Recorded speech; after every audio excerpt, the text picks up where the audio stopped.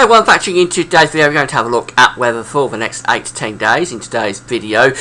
We've got signs that the Atlantic is cranking up as we go through next week. We've got very cold air pulling down into the United States again at the moment and over the next week to 10 days. And sort of shades really of the longer range charts today, or sort of the medium range charts to around day 10.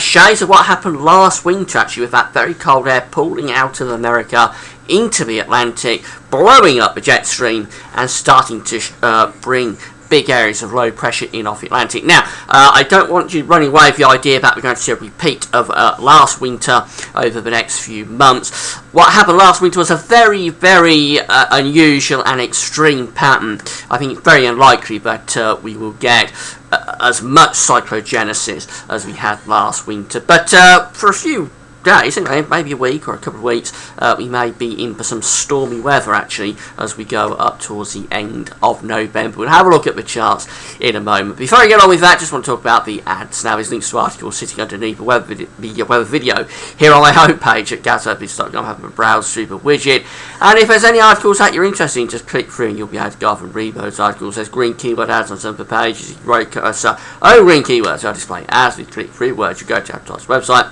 help support Gasopics by doing that.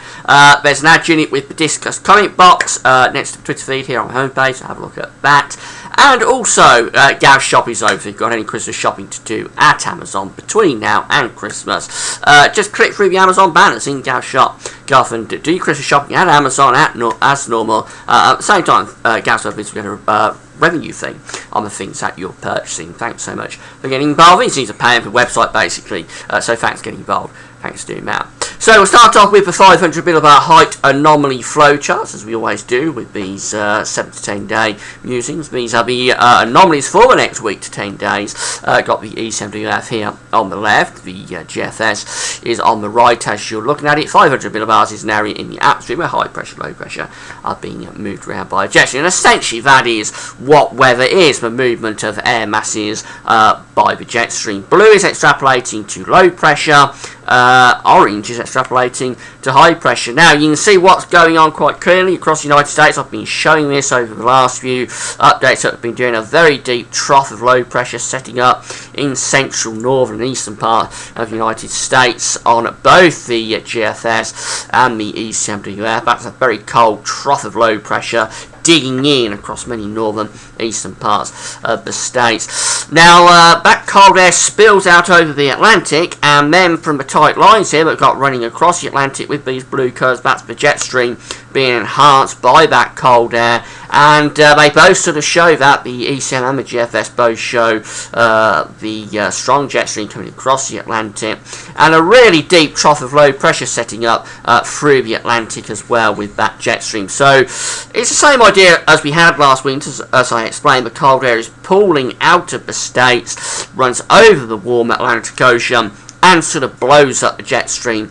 and that brings these areas of low pressure in. So we run the jet stream through with these low pressures into the British Isles as we go through to the 7 to 10 day time frame. The GFS is a little bit deeper with that trough of low pressure than the E70F that's in the Atlantic, but they're both showing deep troughs of low pressure, and they're both showing strong jet stream as well. Now we've had this area of above average height sitting to the east and the northeast of the country for quite a long time, indicated by these orange colours just here. That actually looks like going to be pushed back a little bit by this strong jet stream of these areas of low pressure as we get through to 7 to 10 days. So we may start off next week on a fairly chilly and often quite dry note, but I think that high pressure will start to get pushed back in towards Russia actually by these areas of low pressure. And this is a very unsettled looking, or these are very unsettled looking charts as we're running up towards the final week or so of November.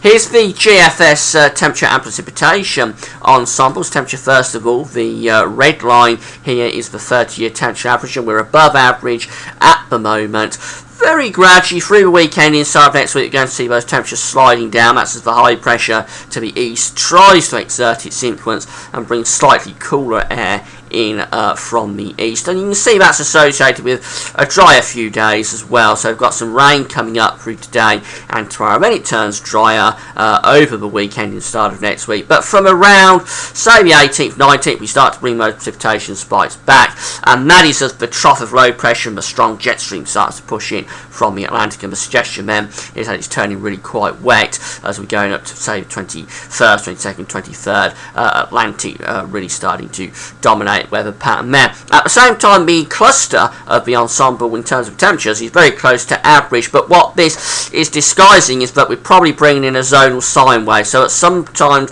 or at some points we're going above average, at some points we'll be going below average, as these areas of low pressure come in and bring their warm and cold sectors through respectively. But once you average it all out, we're probably coming out above average, although the cluster is really around the 30-year average. Once you average it out, we probably come out a little bit above average, as we normally would do in a zonal setup. And the reason for that is that temperatures by night hold up, of course, when it's windy and there's showers or bands of rain coming through. The temperatures at night will be holding up fairly well. So this is the extent of the cold across the United States over the next week. This is the temperature anomaly for America from the 13th of November to the 21st of November. And you see that virtually the whole of the states is locked into the freezer, really.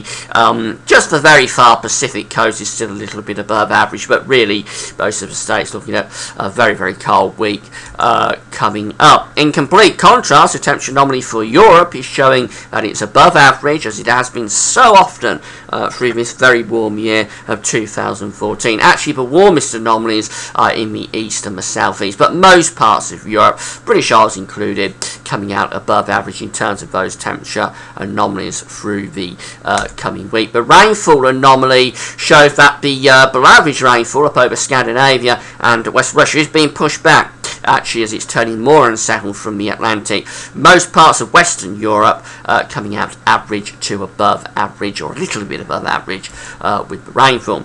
Here's the generic charts then. The GFS for the start of next week, or I should say the middle of next week, Wednesday the 19th of November, shows that the high pressure is still there to the northeast, but the low pressure is out in the Atlantic trying to bring this unsettled weather through. So it's very much the pattern we've had throughout most of November through to the middle of next week. High pressure to the east, low pressure to the west. Some bands of rain coming through, but not severely unsettled at this point. As we go through to Thursday, the 23rd, a week away, notice this very deep area of low pressure developing to the south of Greenland. When you see the purple colours beginning to set up there, that is telling you that cyclogenesis is being generated in the northern Atlantic. Very low heights being seen by those purple colours. And if this sort of storm system starts to race through across the Atlantic as we go through to the latter stages of next week. And here it comes on Friday the 21st. We've got gales blasting in across the country, band of heavy rain as well, and it's this area of low pressure that is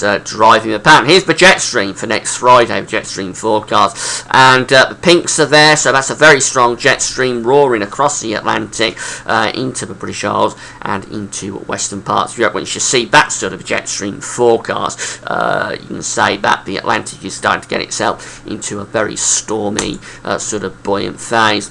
Moving through to Saturday the 22nd of November with the GFS, and low pressure is dominating around Iceland, a strong westerly coming through British Isles. We've taken that band of rain through, so taking the warm sector out of the way. So this is fairly cool air coming in off the Atlantic, but of course the next area of low pressure, which is probably there forming around Newfoundland, would have a warm sector with it again. So that's what I'm talking about with the ensemble, the zonal sine wave. You bring a warm sector through, temperature goes up. Behind the low pressure, as a cold front clears, you get a cold sector, so the temperature drops, and you're sort of up and down with the temperatures with the ensembles. But overall, once you average it all out, you come out generally a little bit above average at this time of the year. It's different in summer, of course. You get a zonal setup in summer, it's going to be pretty chilly, but in late autumn, winter, a zonal setup will tend to give you above average temperatures. Moving through to day 10 with the GFS, and very much as you were, low pressure is to the north, all out in the Atlantic, and these areas of low pressure could be generating stormy conditions at times. We've got high pressure region to the south and a strong westerly jet stream still coming through. The ECMWF through to the middle of next week shows that the high pressure over Scandinavia is clinging on, but these areas of low pressure are gathering out in the Atlantic. Move through to Friday the 21st, and we bring it weather system through across the country. The Atlantic's pushing in with that, so we get through to day 10, so the 23rd of November, and we're firmly in that westerly flow, strong jet stream coming across the Atlantic. One area of low pressure there, taking gales and heavy rain across the country. This next area of low pressure developing to south of Greenland could bring another bout of rain or gales through once we get through to around the 24th or 25th of November. So it looks like the Atlantic is becoming buoyant for the final week or so of the month. But some interesting developments in terms of the stratosphere. This is the Northern Hemisphere stratosphere forecast at 10 HPA, right at the very top of the atmosphere from Meteoseel. This is the GFS model, and this is forecasting a bit of a stratospheric warming taking place over Siberia. These yellow colours here on 21st of November show that the temperature in the stratosphere is beginning to warm up. And of course, I've explained this in other years, particularly important in 2012, 2013. We've got that huge sudden stratospheric warming in the middle of winter. This isn't anything like that, but when the stratosphere warms over the North Pole, it can later on, in a few weeks, it takes about a month I think, to propagate down through the atmosphere into the form of high pressure. So when you start seeing these yellow colours appearing over the North Pole, over the stratosphere, in the stratosphere over the North Pole, it can tell you that things are beginning to change. And as we run through with this forecast, you can see that that stratospheric warming is maintained over the North Pole, and actually starts to push the polar vortex, which is these blue colours here, a little bit southwards into the Atlantic. So it's not a sudden stratospheric warming. I don't think it's going to be anything too dramatic, but certainly signs that already, and it's very early in the winter to be seeing this actually. Well, we're not even in the winter yet, of course, are we? We're only still in autumn. So it's very early to be seeing this, but already we're beginning to show signs of trying to warm the atmosphere up in the stratosphere over the North Pole. This is probably connected back to the very rapid build-up of snow cover that we got across Russia and Siberia through October. When you do that, you generate the Siberian high, and that can start to bring you early stratospheric warmings. It looks like we're starting to see signs of that already. So although we're going into this buoyant Atlantic phase probably for the latter stages of November, it's by no means writes up winter. And as I said at the start of the video, what happened last winter with that very stormy Atlantic that ran throughout the whole of the winter really, that was a very extreme and unusual pattern. There's no reason really to think we're going to get a repeat of that for this winter. We may do, you can't ever write anything off with the weather, but it would be very, very unusual to get two winters as extremely zonal as that. So we'll keep monitoring the stratosphere over North Pole and see what that is going to do over the next few weeks. Of course, it'll become more important to keep looking at the stratosphere as we get through into the winter. But for the time being, well, we start off next week with a fair amount of dry weather, quite chilly, but signs that the Atlantic's cranking up at least for a while. That's it for now. I'll be doing JMA Friday tomorrow, looking at the month ahead from the Japanese bar. We'll also get Beijing Climate Centre in on the act, and probably the CFS as well. So a bit of a longer range look ahead tomorrow. That's it for now. Thanks for watching.